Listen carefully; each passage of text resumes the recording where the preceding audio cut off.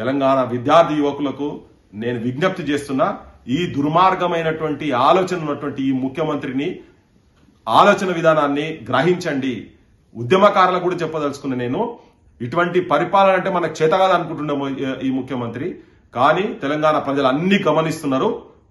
నీ బ్రోకరేషాలు, నీ ఆంధ్ర పాలకులకు అడుగుల మడుగులొత్తి మోచేతి కింద నీళ్లు తాగేటిది తెలంగాణ వచ్చిన తర్వాత కూడా నువ్వైతే కంటిన్యూ చేస్తున్నావు కదా, ప్రజల లోపల రిజిస్టర్ అవుతుంది.